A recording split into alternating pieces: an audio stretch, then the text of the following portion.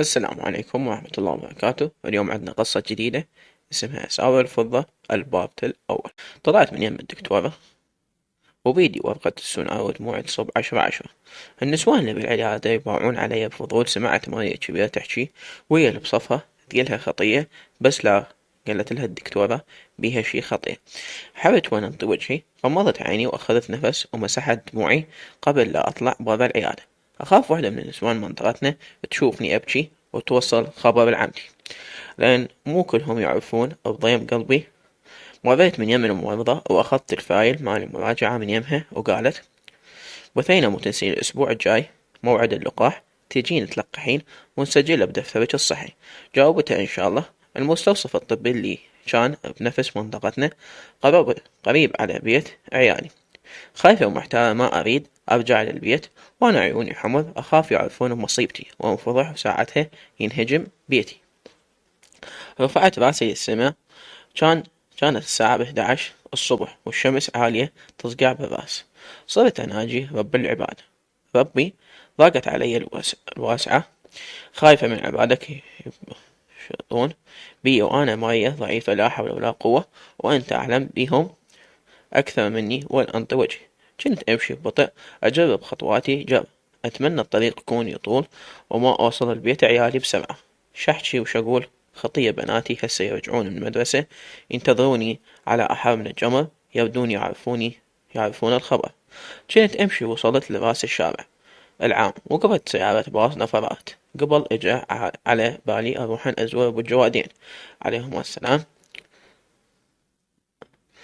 إيه، وأريد هناك يم شباكه أذب حملي يمه وأشكي همي.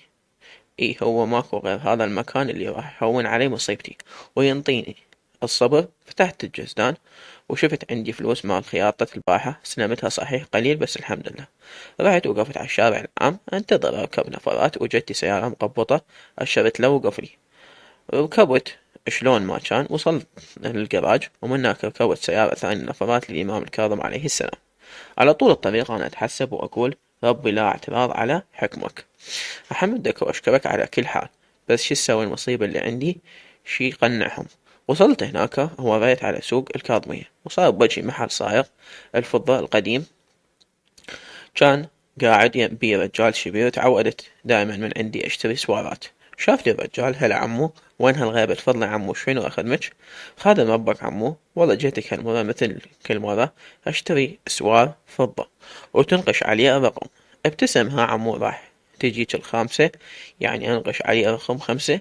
اي والله مثل كل مرة. بعد شو اسوي؟ هذا امر الله. كنت اتمنى اجيك اشتري قلادة رجلي، ما عدني راح يصير عندي ولد يشتري لي، بس هذا أمر الله. سوار فضة خامس والنعم بالله. انطاني السوار بعد ما نقش عليه رقم 5. انطيته فلوسه ورفض ياخذ مني فلوس الصياغة، اكتفى بس بفلوس الفضة. اخذته وانا اتشكى منه واندعي له. رحت ودخلت للإمام عليه السلام، وهناك زرت وقعدت وأبكي وأشكي وأطلب من الله يقضي حاجتي بجاهه. كل من عنده جاه عند رب العالمين. رحت صليت وخلصت صلاتي وقعدت انتجيت على الحايط. كان الحايط مرمر رخام بارد، وكانوا مشغلين تبريد روائح العطور الزكية الطيبة. تسربت ويا أنفاسي، أحسن مفعولة مثل المهدئ.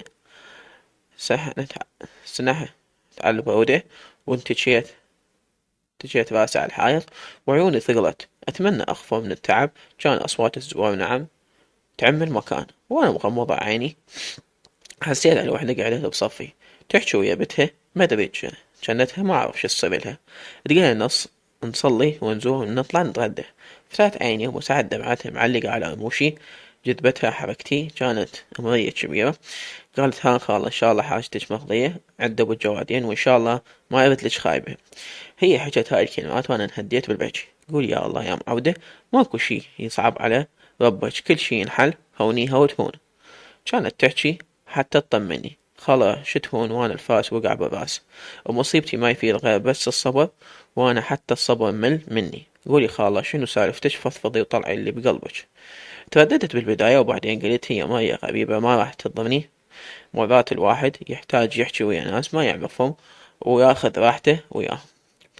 لأن يعرفه ما يثر على حياته. خاله والله ما أعرف منين أبديلج، بس خلي أحكي لك أنا مريه. خلفتي كلها بنات وعيالي صعبين ورجلي أصعب. هددني إذا هاي المرة أجيب البنية ينطيها الأخو ويطلقني، وأنا ما عندي أهل أروح عندهم. أهلي الله انطاهم والله خذاهم، وأنا خلفت 4 بنات وهسه أنا حامل بالخامسة. وصرت أحكي ويا مايا عن حياتي وعن زوجي وبناتي لمايا بالمقابل صارت تهون علي وتحكيلي مصايب الناس اللي كانت أسوأ من مصيبتي، كأنما الله دزها مخصوص حتى تصبر عليه. وأثناء الكلام طلعت السوار اللي اشتريته من جنطتي وهويتها للماية، ورفعت ايدي وكنت لابسة 4 سوارات فضة، وهذا السوار صار الخامس. ووعت علي بأمل ورفعت ايديها ولبست السوار. كانت لما تباوع علي قالت: هذن اشتريهن منه؟ اي خالة، من السوق القريب على الإمام.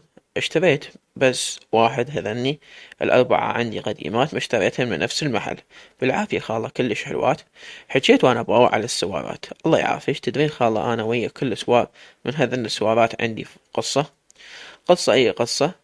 كانت امي الله يرحمها اذا تسمع بيا حامل ببنية تروح تاخذني تزورني الإمام وتشتري لي سوار فضة، وتقول: يما الفضة فضي وعسى فال خير على بناتك.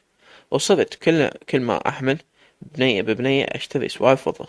صارت عندي عادة، وصار سوار يجر سوار لحد ما صاروا 4 سوارات، وهسه جا السوار الخامس يكملهن. يا رب يسعدهم ويبارك لك بيهم وتشوفين بناتك بأعلى المراتب. أشكرك خالة، ربي يسهل أمرك مثل ما هونتي علي مصيبتي. يما مسحي دموعك وقولي الحمد لله، أهم شي تمام الخلقة. خالة والله ما عندي أي اعتراض على رزق ربي، بس خايف من ردة فعل زوجي وعيالي، خاف يأذوني إذا عرفوا بي حامل ببنية. يا خالة من ترجعين قليلهم ما بين ما بين ما بين عندي شي بالسونار. الدكتور ما قدرت تعرف جنس الجنين منا لحد ما تولدين. الله كريم يحلى ألف حلال. على الأقل من تجيبين ويعرفون جبتي بنية بساعتها انتي تعبانة من الطلوق، ما يقدر رجلك يحكي عليك وانتي بهيجي وضع تعبانة. ايه هو أحسن شي أسوي أسكت وما أقول لهم شي. رفعت راسي وشفت الساعة صارت وقت الظهر، وهسه بناتي أكيد رجعوا من المدارس. عدلت عبالتي والتفتت على ماية: خالة قعدتك حلوة، أنا أهم يا الله أرجع للبيت هسه ألقى بناتي ينتظروني على أحر من الجمر. سلمت على ماية وهي تندعي لي دعوة الغريب يقولون مستجاب. طلعت وكان أمر على السوق، ومن هناك طلعني على الشارع العام حتى أركب نفرات توصلني الجراج. وأنا دا أمشي بالسوق شميت ريحة الدهين الحارة، والله رف قلبي عليها. فتحت الجزدان، كان المبلغ الباقي بعد ما اشتريت السوار قليل، يا دوب يجيب لي قطعة صغيرة. اشتهيتها وأنا أباوع على أبو الدهين شلون راش عليه الجوز الهند المحمص، وفوقه لب جوز. ما حسيت إلا على رجلي ما أخذتني يم أبو الحلاوة الدهينة، وسألته ينطيني على قد فلوسي. باوع علي أخذ صحن بلاستيك وصاب يقص بيها، وأنا أحسب روحي راحة ويا الحلاوة أويلي. مرات الإنسان المحروم من هاي الأرض طيب يلتف حتى يذوقها. حط علبة الحلاوة بالعلاقة، انطيته الفلوس وأخذتها. حسيت بدي صارت دافية، تمنيت أقعد يمه وآكلها، بس عيب بالسوق آكل. وصلت الشارع العام أنتظر الباص، وحطيت علبة الحلاوة وفتحتها ومديت إيدي أريد آكل. ووعد البنات طالباتي عبان الشارع توهن طالعات من المدرسة. تذكرت بناتي نقصت إلهم، باوعت عليها قطعة صغيرة، شميت ريحتها ورجعت غلفت العلبة. شديت العلاقة. خطية بناتي يحبوها، من كل مرة ما يقدرون ياكلون الحلاوة، قصدي يذوقون. وقفت الباص وركبت أروحن للجراج. غمضت عيني واتجهت راسي على الجامع، أباوع على الناس من طلعت الدنيا، وأنا أحلم وأتمنى كل يوم أقول باكر أجمل وأحلى. لكن مع الأسف طال انتظاري، والباكر اللي كنت أتأمله ما أجى ولا عاد عليه. نزلت من السيارة على الشارع العام مال البيت.